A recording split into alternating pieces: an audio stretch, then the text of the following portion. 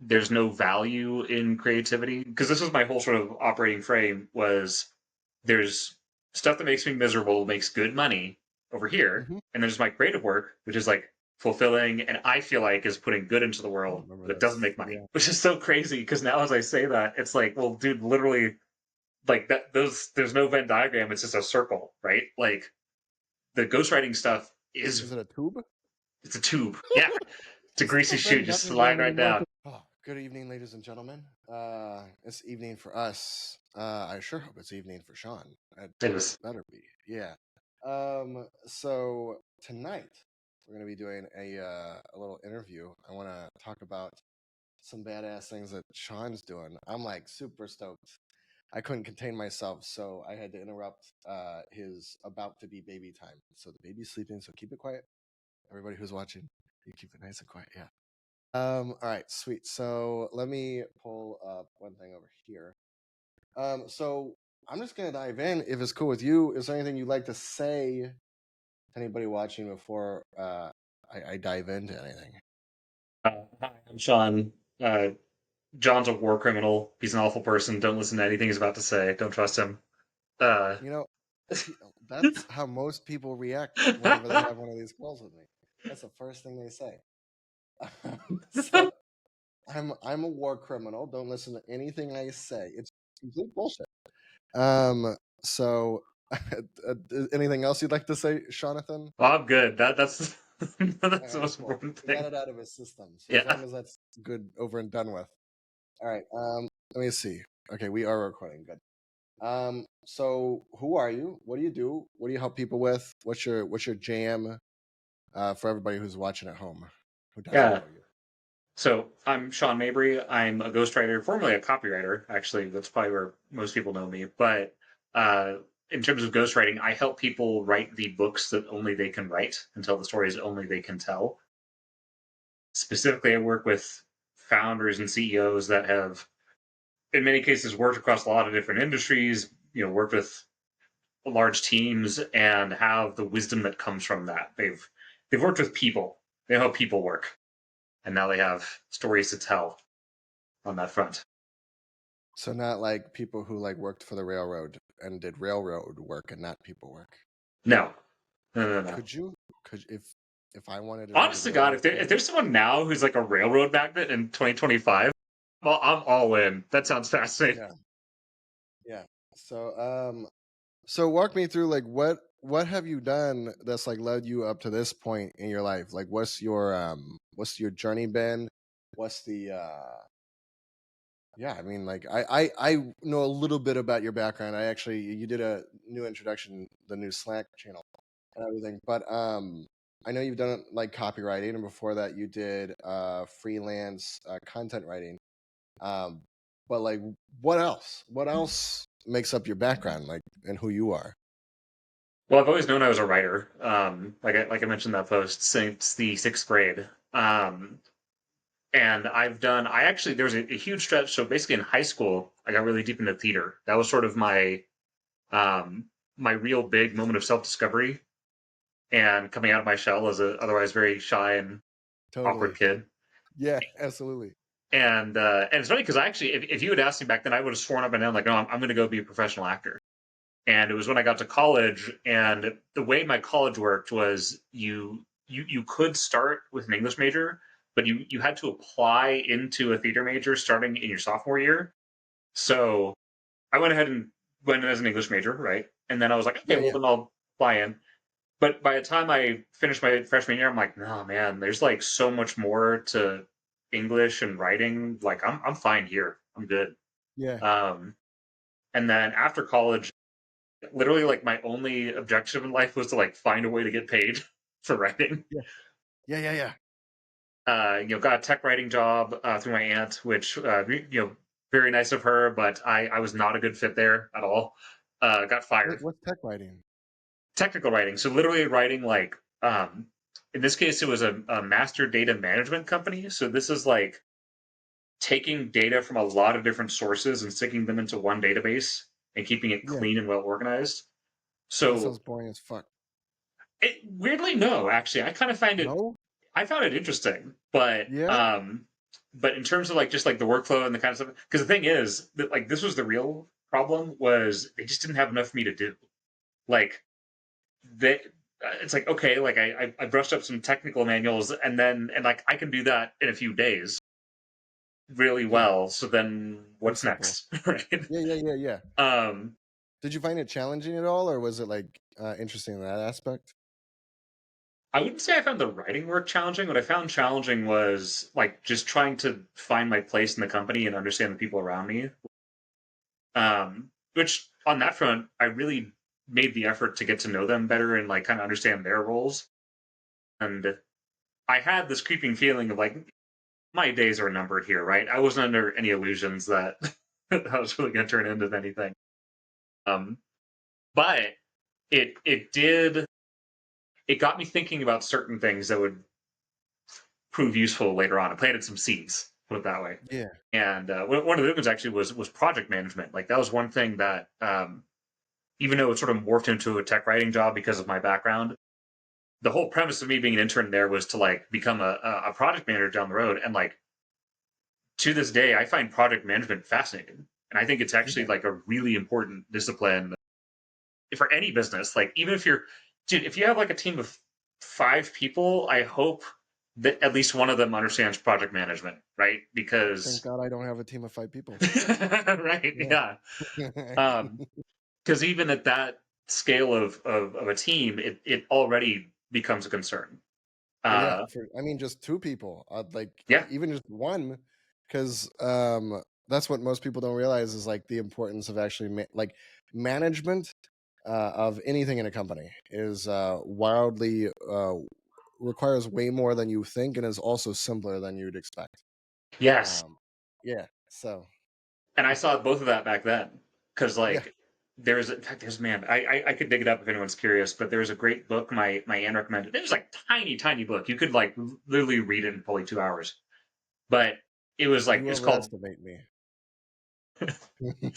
it was called Project Management Light, and it was so simple reading through like okay here's what project management is, here's how it works, here's like a really lean simple way of doing it. I'm like man this sounds useful like Yeah, super wow. easy. And even though I didn't end up doing it there at that company, like I said, bits of that bled into how I looked at business going forward. Because jumping ahead a little bit, uh, once they let me go there, I literally like I was just like I just want to find another writing job that's not a tech writing job, and I needed something close to my parents because I was going to have to move back in with them. And so I found a content writing gig um, where it was a fitness franchise. I was writing for the headquarters, basically just writing about like weight loss recipes and whatnot. At that company, one of the first things I did was because I can write really fast, right? Kind of always have. And so what they thought was going to be a full day work for me was like really like maybe 2 or 3 hours. And then I'm like, all right, let me just 40 go now. talk to people on the team and figure out what they need. And I just started running around like getting to know people and kind of plugging any gaps I felt like I could fill. And uh, that is where some of the project management brain came in. I 'Cause gotcha. it's yeah, Yeah, that's sick. So you did all this writing, you did the project management stuff, a little bit of that, and then if we kind of fast forward, and thank you for sharing that. Obviously, I want to sit and listen to your stories forever because I I'm know. interested. Yeah, but we have limited time. You know, we got the baby alarm clock gonna explode soon. So, um, what was it that made you want to that, like, motivated you or made you want to book a call with me and my company and all that kind of jazz? Well, I remember you had that post about like get a free 15-minute call. You're not allowed to buy anything, right? We're just going to Hmm. talk and test out the. I think it was the Belief Buster tool. Yeah, Um, yeah. which and that went great. I mean that's how obviously here I am now, part of your program. But Hmm. honestly, before then, because obviously that was sort of the tripwire of like that's what got me onto a call. Easy, yes. Yeah. What had me interested in you was I could tell And it's funny because I mean, for the longest time, you were one of those people where it's like it was like almost like exactly 50-50. I'm like, man, I really, really agree with this. I really disagree with that. Hmm. And uh, but the thing that kept coming up was that you struck me as someone who's very realistic in terms of you know one what it actually takes to succeed, but also like how the mind actually works. And it's funny. I mean, I saw you just post about this recently, like with your hypnosis stance, Hmm. and that was something. Because actually, this kind of connects back to another post. Like this was like I was just thinking about it before we hopped on, coincidentally. One of the first posts where I really first was like, you know what, I got to take this dude seriously. It was you talking about like reading David Goggins' book and going for like a crazy run that like tore up your feet, and like But yeah, my everything was broken from my knees down. Basically, yeah, I had fractures. I couldn't walk for 2 to 3 weeks. It was so painful. I couldn't stand. I didn't And I remember had to that part. take. That's I wild. had a standing desk, so I was taking standing sales calls with broken legs and no splints or nothing. I had like a standing little soft pad, and I would move my feet on it. It'd make my shins feel better.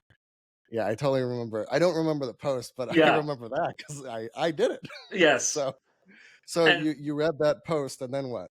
well, and in that post, you said I learned nothing from that. That was a complete waste of time. But the funny thing is, I actually had a similar experience, and I felt the same way about it. And I was like, okay, this dude, he's operating on a different level from all these other dudes that like worship David Goggins, whatever. Yeah, And for the yeah. record, nothing against him, right? Like I think he was just actually speaking Well, his I truth. think he's trying to help the world in his own way, right? But you don't have to go through an extreme amount of pain to accomplish what you want. That's retarded. It's unnecessary. so, Right.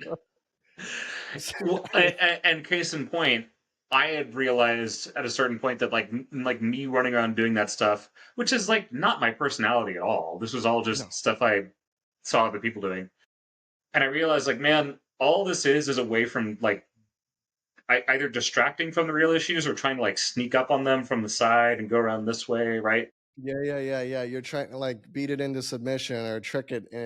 By the way, what you just said, you said it was all something that you saw someone else doing, Yes, and the only problems you can have are someone else's. right, You right, cannot have any problems. yes. If you're in present time, you'd have to be far in the past or being someone else. You'd have to be, Andrew Tate, whoever you see on the internet, and having whatever perceived problems you think they may have. There's no way you could have your own. That's gay. People with problems are gay. That's actually their problem. That's their main issue. But that's neither here nor there. Hmm. So what was it? So you saw that post. What was it about that post that made you say like, I think this guy's a war criminal and I should join him? um, the well, so like I said, it was seeing that he's operating on a different level, and then um, from there, the other thing that stuck out a lot in your content, which I remember the first few times I saw this, it struck me as a surprise because Hmm. it felt in contrast with other things I've seen you post, where it's like you start talking about like oh, sales is just love, and you give out love, and then the more love you give out, the more success. I'm like, okay, that sounds great. I'm totally down for that. I have some Yeah, questions about how that squares with all the rest of it, but sure, okay. Like, yeah. let's see, Well, right? what about that disagreed with something else that you saw? The only, I mean, now I feel like I can probably somewhat answer this for myself, but Hmm. it felt other things I saw you post felt more judgmental and more like some people are just bad and screw them and they deserve to fail. And I don't know if I said exactly well, I don't that. think you did actually. I think that was certain amount of Yeah. projection on my part, but But no, if um, that's what you're perceiving, then totally. Because I'm thinking like other people think these same things that you're thinking, right? They totally have that same judgment of what they read. Um, because if you're way too logical, it's juxtaposed to how most people live their life, which is purely emotional. And being purely emotional is like batshit crazy. So whenever I say, "Hey, you're batshit crazy," then all their emotions go, "Ah!" And then I uh, I say, "See, can't you tell?" Right? But then it comes off as I don't care, or like I think I'm better than you, or you're a piece of trash. When really, at the end of the day, if you feel bad about what you're doing, it's because you're doing it. It's not because of anything I'm saying about it. Right. And I'm just triggering off your own guilt about your own wrongdoing. Mm-hmm. It has nothing to do with what I'm saying. It's just that I know how to poke that button because I know it's there, and that's why I mean, like, not to pitch myself, but like, Jesus fucking Christ, I know it's there. That's how, if I can trigger you off so easily, then that's probably why you need help, Mm-hmm. to be honest with you. So thank you for getting triggered, Sean. You're welcome. That was You're probably welcome. the appropriate thing to do. So continue. I don't know. I just wanted to add that in there. Yeah, I mean that's kind of the bulk of it as far as like what got me onto the call in the first place. The thing that once we got onto the proper sales call, we talked a lot about me wanting to start a game studio and find a way to get the money to do that. Yeah. And the fact that you're a gamer too, right? We built a lot of rapport around that.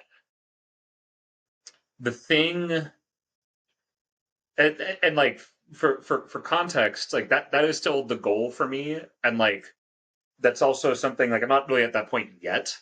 Um, but I'm making huge progress in that direction. And actually, another thing we talked about on the call, actually, this is a really important piece, is not feeling miserable about my work. That was like one of the main things that was like a present, like in the like very present pain for me. And it wasn't so much that there was anything wrong with the work itself. It's just that when I look back on it now, especially compared to the stuff I've been doing recently, it's like that's just not what I'm built to do. Like the kind of work The I'm marketing.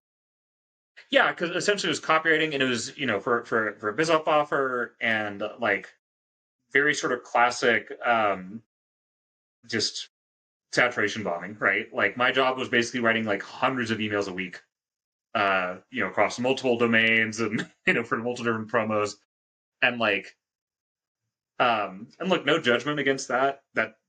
That's a strategy, but uh I was getting pretty burnt out on it. And again, not so much for the work itself, because like I can handle a workload, right? I actually want a workload if it's stuff that's worth doing in my mind. But Yes.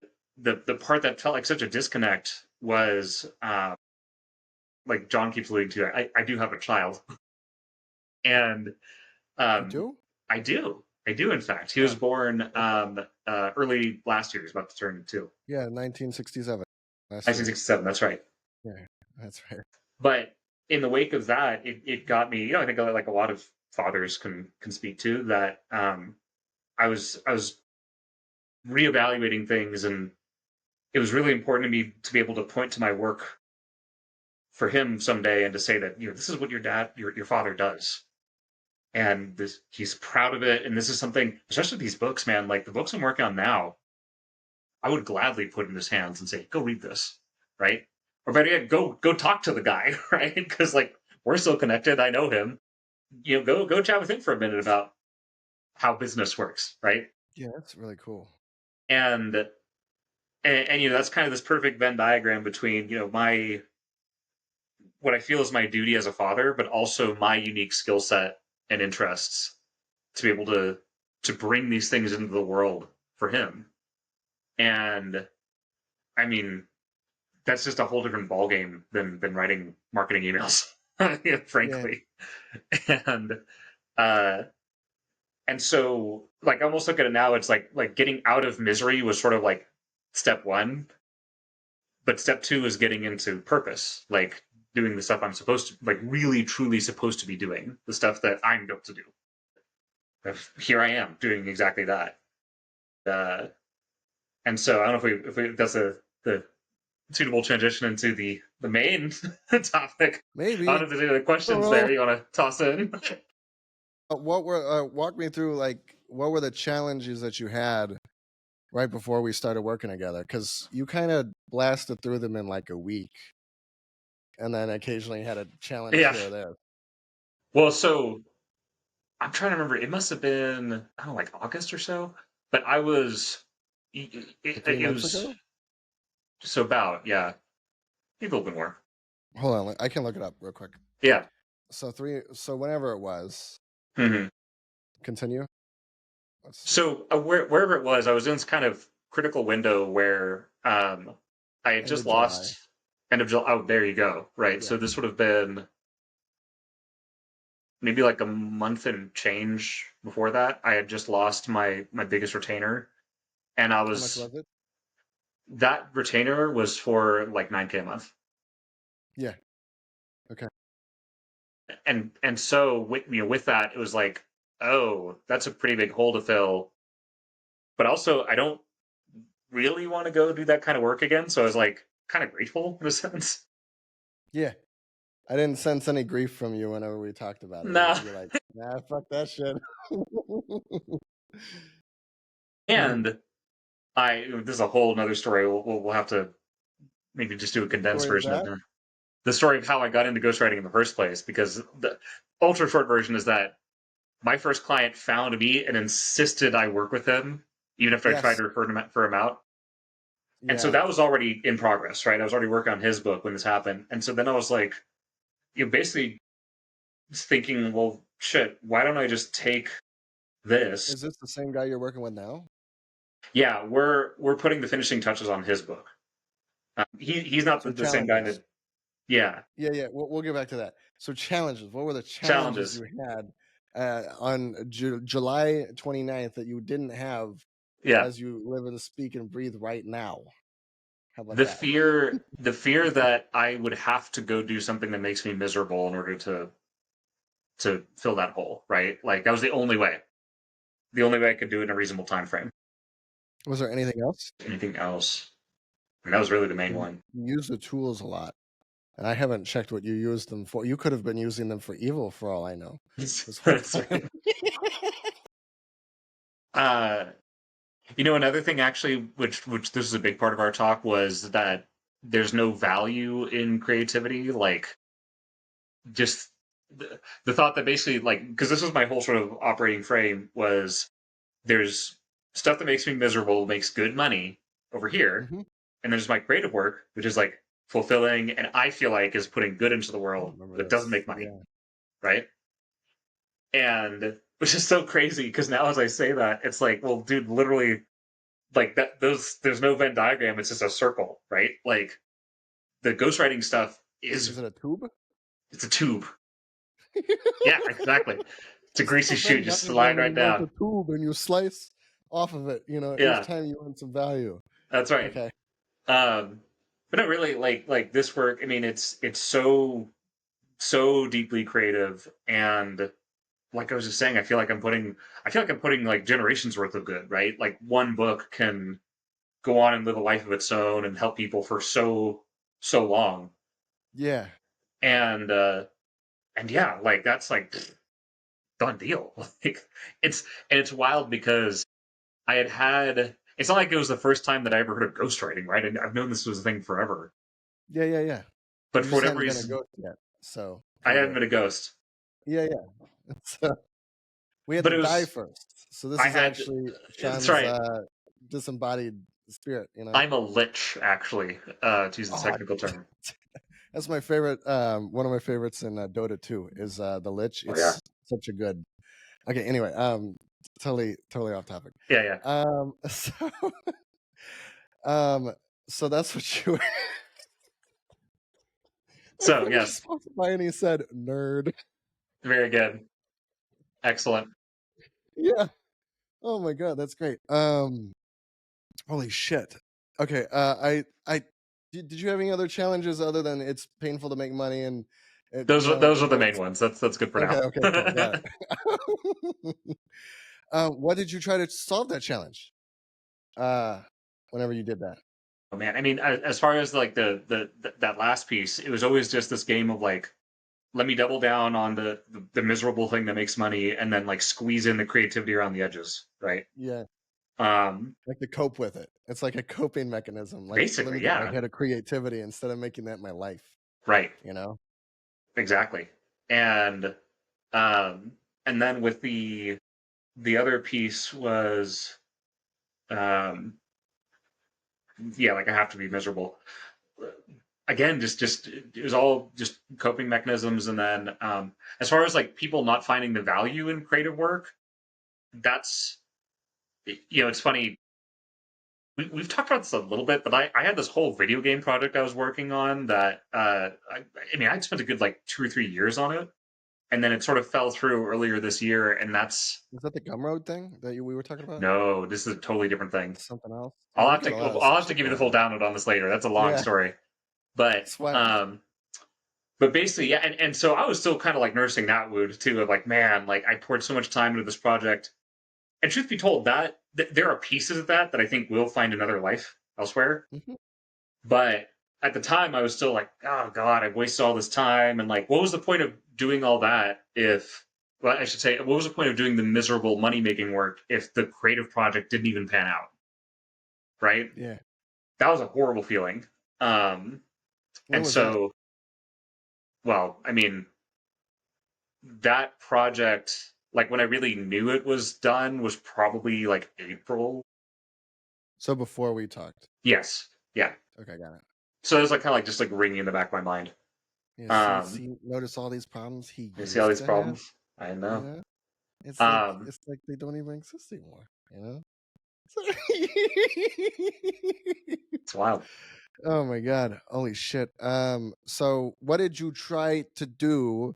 Like what solutions did you pursue for the purpose of having money be pleasurable to make, basically? Have it be like you Mm. can do both. What did you try to do? One thing I did was I went through like this whole like money mindset course that was based on like guided meditations, and the whole idea was to sort of like fix your relationship with money.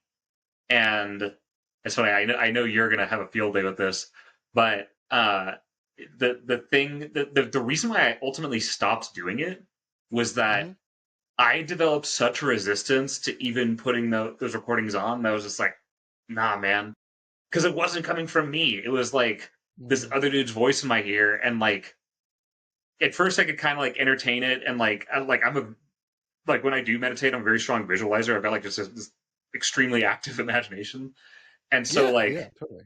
I at least had a lot I like all the stuff in there I knew was from me, but after a while it just felt like man, I hate even having to fight someone else's framework when I'm in that space. I'd be better off, and I did do this for a while, just meditating with like a pure like soundtrack, like just pure ambient sound or nothing. Yeah, Because at yeah, least yeah, then I'm just hearing myself, right?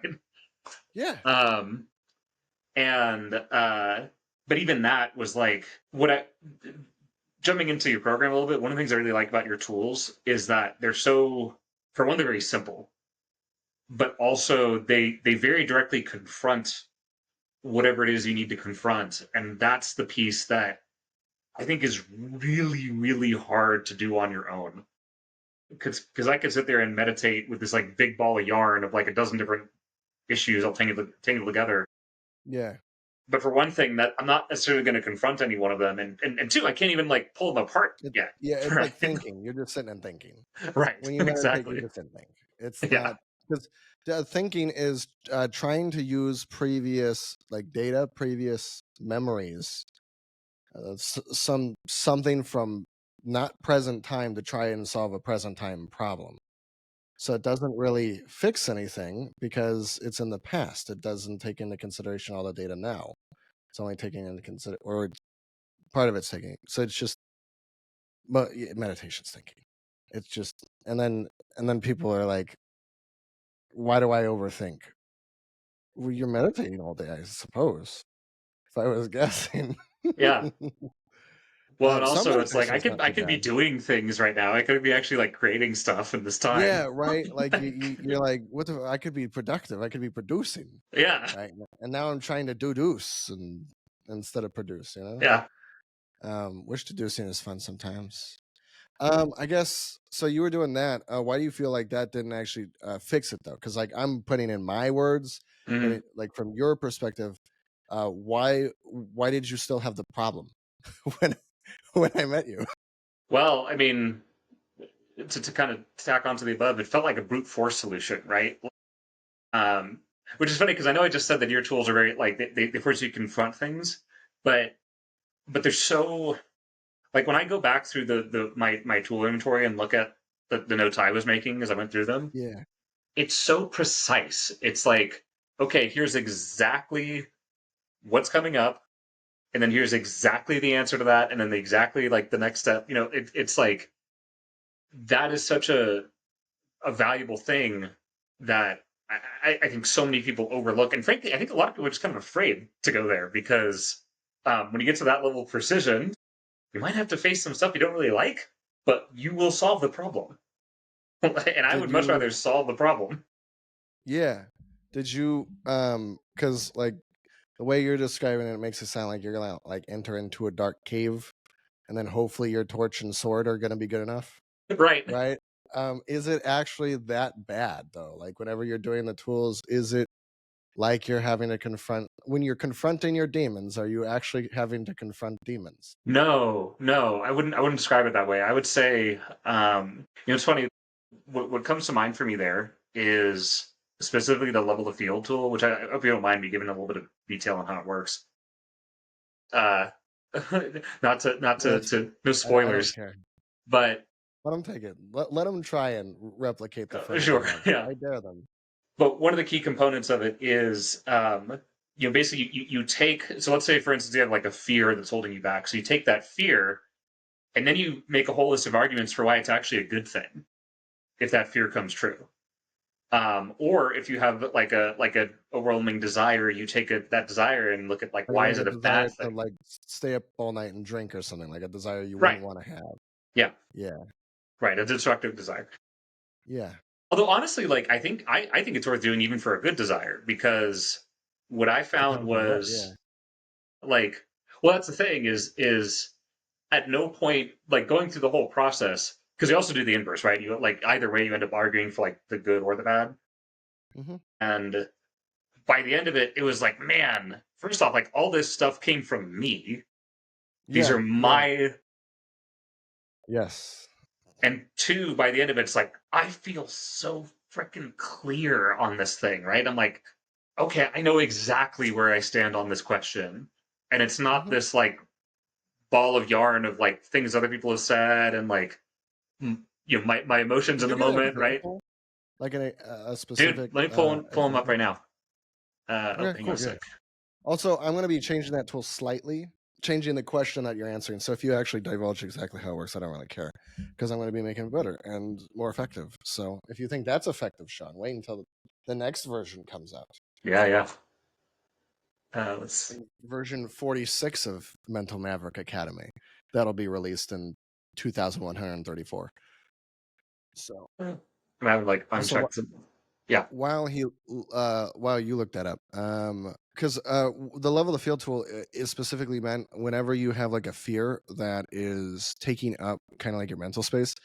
Sometimes you have fears because you're not doing what you should be doing and you're afraid of getting caught, and so then that also starts triggering off other fears, and you think it's like a fear of rejection. But would you really be so scared of getting rejected if it didn't mean that your job wasn't in danger, right? And you might get caught for not handling a call well. So really your main mental block is not handling people well and not being able to confront others, which means you have a misunderstanding about people, right? That's a little bit different than like I'm really scared of going broke, because if you remove that, then when your bank account's at $7, you have just the same amount of confidence as when your bank account's at thousands of dollars.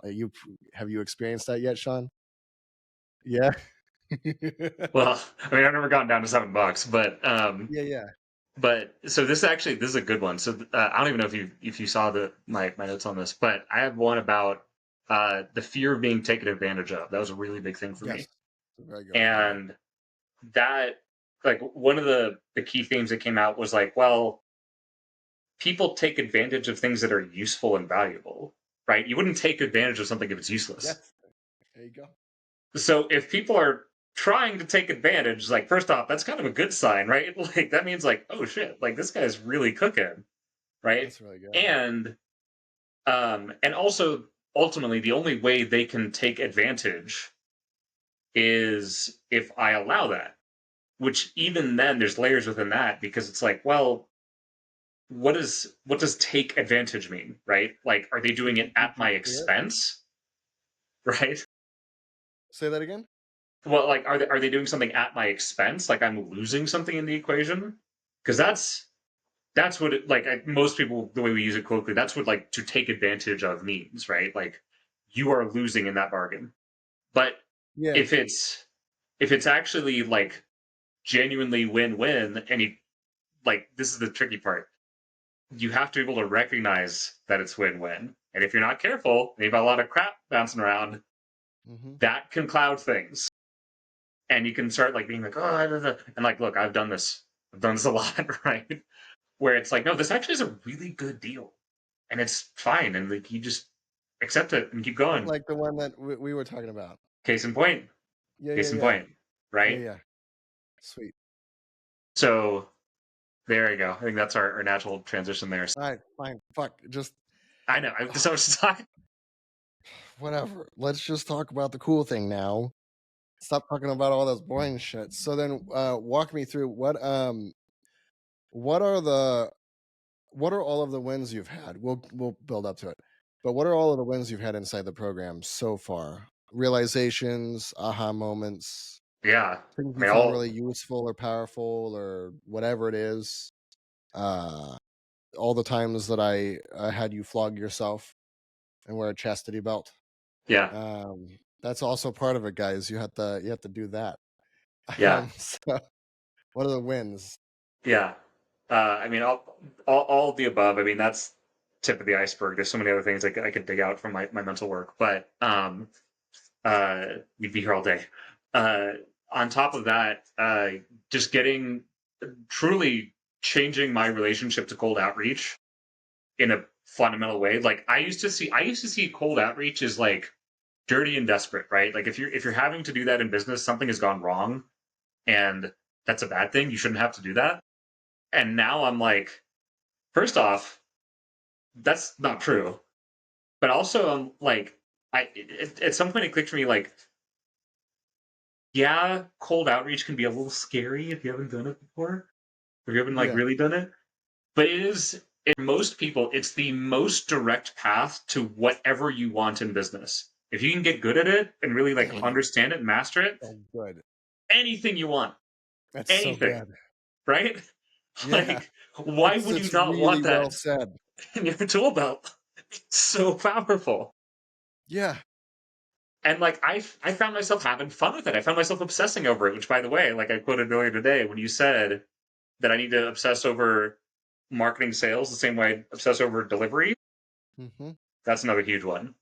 Yeah. Because this is the thing, I see a lot of guys in the space. They talk about they almost they very rarely come out and say it, but there's always this like kind of implication that like, well, delivery doesn't really matter. You can deliver a crap product and it's fine.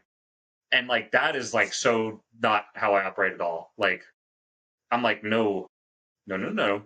If someone's forget even if someone's just trusting you with your attention, you ought to give them something good. If they're trusting you with like a significant amount of money too, you better deliver, This is fucking great, dude. You right? just I'm gonna sit back and relax. This is I would feel out of integrity if I didn't, right? Like I've always in everything I've done, I've strived to Wait, hold like, on. Can you repeat that again? I missed that part that you yeah.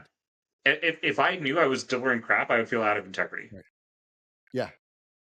and of course that would make it harder to be aggressive and push and do more with it, Yeah, for right? sure. Yeah. So, but that either or thinking was a false assumption because what John said is, and y'all, you got to obsess over both. And I'm like, okay, well, that sounds like a good challenge. I'm up for that. Let's Yeah. do it. Because that's the thing is like how do you gauge whether or not something's a good product? Because like you get results. I'm like applying it to my program. I'm like you get really good results, but also I mean you took care of everything as soon as you could. Your level of responsibility is high. Your level, like you did more in the program than everybody else did. Because I'm thinking back to times when people have failed, and there's only a couple that either I didn't handle them, meaning they had a lot of stuff that they weren't handling themselves in their life, and I didn't get them to do it. Right? That's one thing. That's one thing that I've stopped doing because that's why I hired a CSM. That's why I put together the Slack. That's why I'm doing all that. But then there's the other side where like I hop on one-on-one calls, I do all this, and I give them all the tools, and they use them, and I get a result as soon as they use it, and then they stop using it, and then they want to leave. And that blows my mind because imagine you could just get a little bit of relief. It's not. I'm not. This isn't the road to total spiritual freedom. Okay, this is get a little bit of relief and live a better life and close some more deals and do that sort of thing. And imagine you get a taste. Imagine.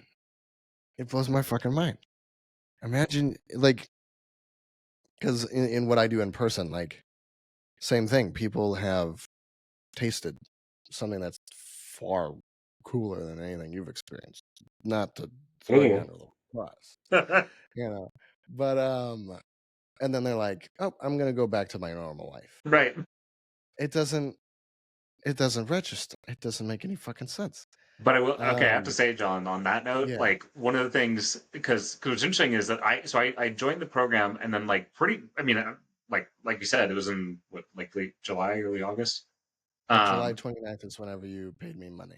and right, Yeah. and then like just since then, you've implemented a lot of changes, like the selection. Even before that, like implementing the arena and everything else, hmm and uh, and I respect that because I can see where that's coming from. Like it's exactly what you just said. You're paying attention to how people move through the program, including the people that aren't Yeah, success stories right absolutely. Yeah, away, yeah. right? Yeah, the people who died that we had to go to their funeral. Right. No, I'm just Sorry. kidding. They didn't actually But die. you're taking that on, right? And I think that's something too where it's a great example for me. And I think anyone who's kind of on my wavelength that's watching this, like look at John here as an example of how you can sell something with the right intention and it in fact it will not be the perfect product yet. There's no that just doesn't happen. That's not possible. You don't have enough data yet. But if you sell with the right intention and package what you do already know and have to the best of your ability, you can evolve it over time and it will continue to get better and serve more people, right? Like that's the game. And it's something that I think I always resisted because in my mind it felt like, well, for one thing, I was like hugely discounting the expertise I already had, but also it felt like if I can't like guarantee like absolute bulletproof total certainty, then anything less than that is a scam, right? Yeah, it Which, doesn't make any sense. Yeah. well, that's true if that's what you promise, right? Which a lot of people are taught to promise that. But if you don't, which like that's the thing. Like I mean, another one of your posts that I really liked was like when you're saying like all you're promising people on a call is you're going to have a fantastic experience on this call. That's really Yeah, the only like yes. hard promise you make, and that's Yeah. something you can Well, deliver. I don't promise that either. I try to, like I say, when you join the program, it's purely in your intention that's going to cause you to win. Because I could give you even all the wrong things. And if your intention was to win, you'd still use all the wrong things to create the right outcome. Right. So it has nothing to do with me. It is up to me and my own intention and the life force that I put into the business to keep things flowing in a really good way and make it really easy and make it a place that like a watering hole you want to hang out at, right? But just in terms of the tools and everything itself, like if you don't do it, you didn't do it. I didn't not do it for you. That's not what happened. I didn't come into your house and stop you and say no. As soon as you're reaching towards the keyboard, I said nope. And I turned you around and wheeled you out of the house into busy traffic. I didn't do that. That didn't happen. So, sorry. Anyway, continue with what you were saying. So I'm now trying to pick up which thread I was on there, but That's uh, all good. We got lots of them. It's infinite, bro. yeah, truly. Go on for days. Do you want to talk Uh, about the bigger wins you've had in the program? because we can talk Yeah. about all kinds of stuff. I Oh, want look to at hear you, the man! bad. Look at you, there, Saratoga. Do you like dunk your face in that first thing in the morning when you wake up at 5 a.m. Mm, like that one dude? no, that's kind of gay. But if I was black and I did that, I'd probably look as handsome as him. So I'll tell you that. Yeah. So I don't know if you ever saw that meme when people were like finding like the giant structures under the pyramid. Somebody made a version of that where it's just giant Saratoga bottles holding up the pyramids. That's like one of the funniest things I've ever seen.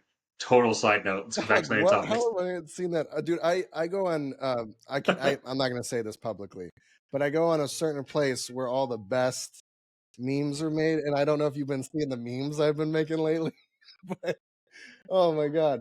Oh, man. Mm. So anyway, Okay, uh, continue. we so cycling back the Yeah. um the main the so getting comfortable with outreach and just being really playful with it, right? Like to stay. And it's funny because I actually tried to like in my own silly way. I tried doing a different version of my LinkedIn campaign, um, Yeah. and it just did not do as well. I ran it for like 2 weeks, like whatever. Wait, did But I give you what I was doing, or what was the outreach that you were doing? well, I wasn't doing anything on LinkedIn. You were actually the one that said, based on who your target market is, you should be on doing more on LinkedIn. Yeah. And I was like, okay. And you showed me Linked Helper, which is the automation software. Yeah. Yeah. Yeah. Um, Totally.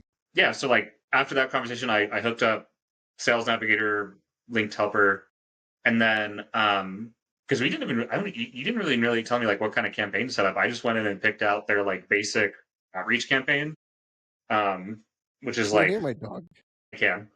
Okay. Cool. Uh, Sweet. and I so and I did this whole riff on like, hey, do you need something funny or do you have a book inside you, right? And like all my messages are just like different riffs on that same joke.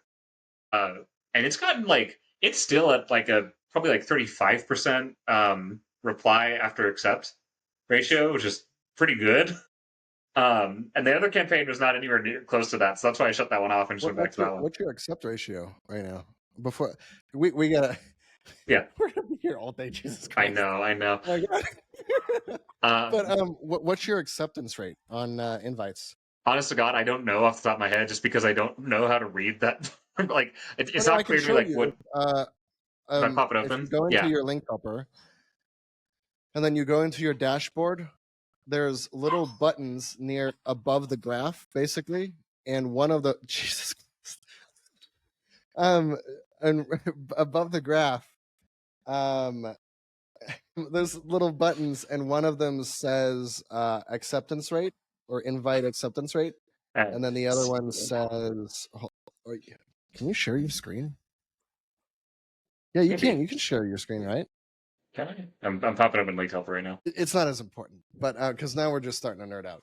It's probably good or bad. It's going to be one of those two, or somewhere in the middle, right? Hang on. Um, Yeah. okay, so we went from money being a pain to make, and I have to suffer 16 lifetimes of just pain and sorrow just to create a single dollar.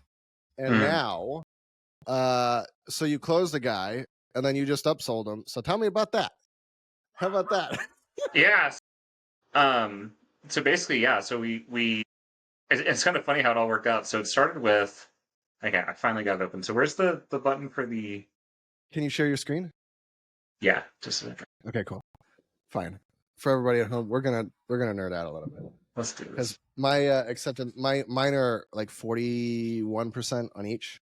So I want to see if I can duplicate some of my current messages in your profile to get your acceptance rate higher.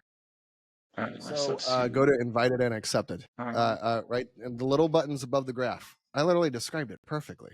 there you go. Right there. So 42%. You're beating me. Good job. Ooh, Yeah. Yeah. how Slightly fun. by like a percent. And now go messaged and replied. There you go. Is 9.79%. That's not as good. What's your other campaign doing? The other one I built was Yeah, 7.93. What's the invite and acceptance rate? Okay. So just so you know, whenever do you send a message when you invite someone to I be your do. friend on LinkedIn? Yeah. Okay, so that's your first message. And if they accept, then it's not going to tell you whether or not they reply on that first message. It's only going to tell you if they accepted. So your acceptance rate is really good because of your first message, but whatever you send next. So for everybody who's watching, Yeah. now we know that the very next thing that you and I need to work on is your next message. Right? Mhm. How do we get your next message reply rate up to about 40%? Because then you'll 4x the amount of leads that you're talking to. Yeah, so that's it. That's really simple. So that's the next problem we're solving, in case you're Nice. curious. But let me ask a couple other questions, and then you can share whatever wins you'd like. What would you? First of all, what's your favorite part of the program? What have you liked the most? I really like the arena, actually. I know that's kind of a recent addition, but I Yeah. don't know. I haven't like just with my schedule, I haven't been able to make a ton of it. I'm trying to find ways to get on there more often, but it's really cool because it's all basically sales games, which I think is a brilliant approach. And I remember you talked about the whole goal of it is to like use the arena to identify your weaknesses, and you either point people to whatever resource addresses that specific weakness, or if needed, you connect with them one on one. I guess now Ron will be taking over a piece of that too. But Say that last part. Ron, you're a But yeah, yeah. CS. I mean, right now the way we've been doing it is we just do the all the coaching on the call, right? Right? Yeah. Yeah. Which, by the way, folks, like now's the time to jump in on that because like there's the call tends to still at a point where you're gonna get a lot of personal time as the program Yeah, grows. There'll be at a premium, but yeah. So you should buy anyway, because if you don't, you're gay. But yeah, I don't make the rules. That's just how it is. Um, right. Okay, so that's your favorite part right now. What's been your favorite part up until I added that? probably the mental tools like we were talking about because I just got so many huge insights out of that. And then walk me through this deal that you just reclosed that you upsold on. Yeah. So it started with me. He actually does this really cool thing. I think like more people should do this because it's a great idea. He has like a buy me a coffee link that he sends out automatically if you message him. So it's like, hey, go buy me a coffee, just prove you're serious. Um, and then that kind of filters out the people that are just like pure spammers and not serious people. And I even picked I bought him 3 coffees because I'm like, hey, what the heck, right? Like, it worked out to like $9 because like $3 a coffee. I'm like, yeah, that's fine. Here you go. It's funny because I remember telling someone else about it, and they're like, dude, you know how many businesses would kill to get $9 a lead, like a good lead, right? Yeah, right. That'd be Right. really So it's good. like marketer math. Like, are you kidding? All day long. Of course I'd do that. Um, but yeah. So then that earned me the right to have a call, and it started with just kind of like typical like rapport building, getting to know each other, and I started. And he had already dropped that he had like multiple books in progress, like none of them finished. And so we started moving into the pitch for my ghostwriting services, and he's just like, "Hey, look, I've got all the pieces of a publishing division lying around, except for someone like you. So how about I just put you on a retainer and I rebuild that arm of the business around you, and it'll start with you writing my book, the first book." And I'm like, "Okay, yeah, that's okay." Especially because I had just as I was like once I was like serious about like, okay, ghostwriting is the thing now. I'm gonna really go all in on this. I had made this sort of like roadmap of like if somebody comes to me off the street saying, "Hey, I'm a high level founder that wants to write a book. What do I need?" And I just mapped out everything from like the outlining the book, writing the book, marketing, publishing, the whole enchilada. And I knew from doing that, like, okay, these are the pieces I can do right now, no question, easy in my sleep. These other parts, I would have to like probably find someone else to do, or it would at least like take me some time to learn how to do them myself. And then this dude rolls up with like, "No, I've got all those pieces already. So do you want to just do the parts you're really good at?" And I'm like, "Yeah, easy." So there we go. That's pretty simple. So what did you close it for? um, So our initial agreement was for 3K a month, Hmm. and then You feel comfortable sharing this? Is that okay? I I feel a little weird giving it just because on his end. I don't mind Yeah, sharing it I mean, myself. we're not gonna drop any names. I don't want anybody to know who he Yeah, is. yeah, Is that cool with you? yeah. Okay, cool. Well, you could And not share, and or I could clip it out if I need to. we'll let's we can clip that part out. I'll say because I'll give you the big sexy payoff in a second because Yeah, either yeah, way, yeah, the punchline is that I end up doubling that number, yeah, yeah. and so we get working together, and it's funny because he ends up like mid project requesting a sooner deadline, and I'm like, okay, I think I can make that work. Yeah, I end up hitting it a few days early, and on top of also starting work on an external client he had brought in for us, which that happened way sooner than I was expecting. Um, and there was some like productive chaos and just getting that off the ground. And um, and so then I'm like, well, dang, okay, here we are. And then I was starting to feel like, partially because everything learning from about marketing and sales from John, I was like, I'm not 100% sold on this being a retainer structure just because like I'm becoming the guy that can bring in his own deals.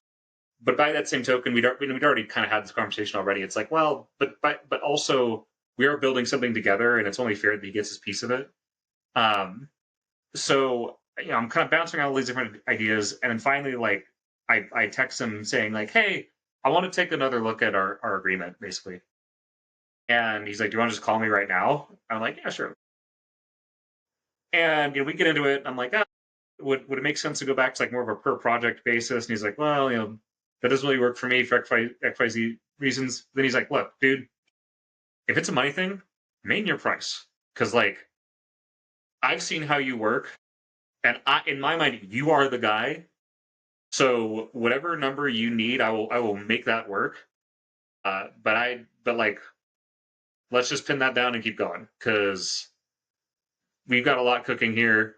There's a lot of stuff that again I don't want to dive into too many details about it, but there's some real brand building stuff happening here that'll be really good for me in the long run. Um, and also, like honestly, one of the big pieces of this for me is like I'm really a collaborator at heart. It goes back to my theater days, right? Like in theater, everything comes down to collaboration. I like being part of a team. I have no need to be the lone wolf at all. And really it's just a matter of like finding people I can really trust and making sure I'm doing work I'm really aligned with, and this is that. So I'm like, okay, here's the new number, it's double the old one, we good? It's like, yeah, that's good, and here we are. That's pretty good, man. By the way, if you don't want anything being shared, this is being streamed right now. So if I need to cut Yeah, the stream, you let me know. no, you're good. All right, cool, sweet. We can kill you if you shared anything you weren't supposed to share. That's fine. Um, well, thank you. For anyone trying to achieve a similar level of success as you, because the thing I think you're achieving right now is happiness, which is pretty cool. So what's for someone who wants to achieve that? What would you recommend to them, or what would you recommend to them to avoid? Man, I mean, I think the biggest thing is to know yourself, and I think that that is a much abused phrase. I think the way you get to know yourself is by doing things and talking to other people, and then taking a moment to reflect about what you've noticed, right? Like knowing yourself does not mean going off into the woods and meditating and sitting on a rock or whatever. It's like no, like you learn. It's funny. There's one of my all-time favorite books. Speaking as a book guy, is right there on my bookshelf. It's called Reclaiming Conversation, and one of the most interesting things about that book is she talks about how conversation is a form of thinking.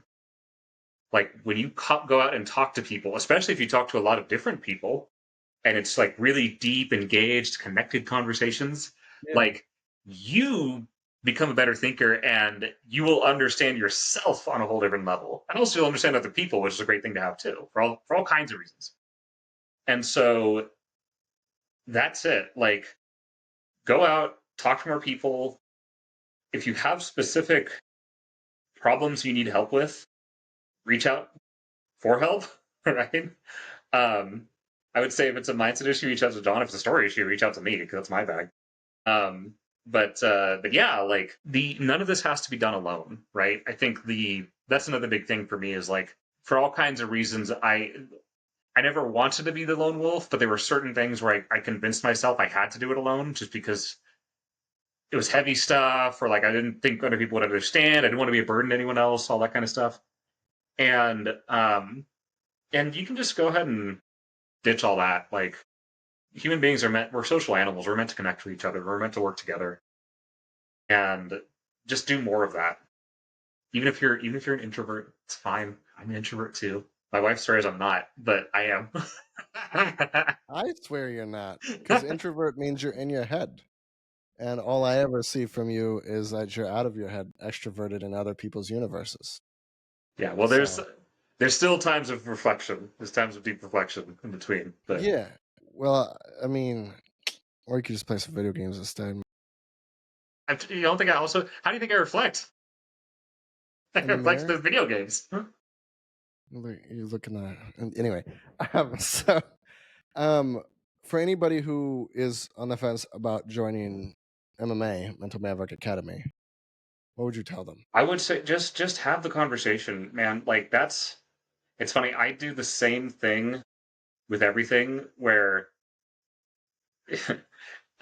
the first layer is I have to trust you to just have the conversation and have it honestly. But the funny thing is, if I can trust you with that, I'll probably go ahead and join too, because it's like, well, why not, right? Yeah, Um, and I can say with confidence, you you will not sell someone in that's a bad fit just so you can make a dollar, right? Like I know and you're they will very sell someone who is a good fit just to make $1. right, but right as you should. That's Yeah, that's how businesses that's a reasonable thing to operate, do, right? right? What Like, were you saying?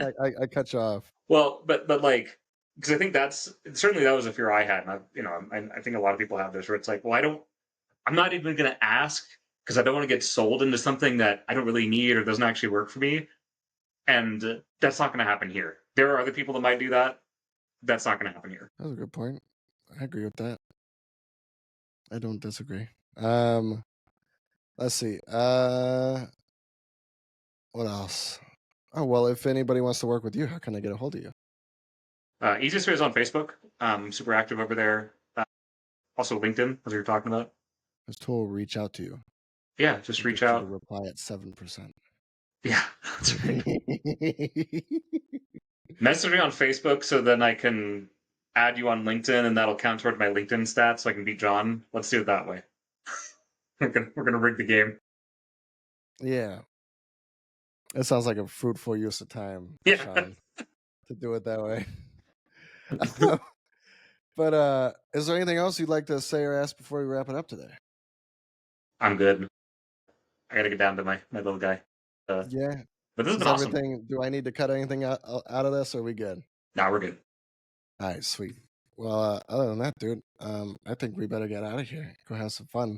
I'm gonna end the recording. So if you guys need anything like to pay me money, probably reach out to me because that's the best way to do it.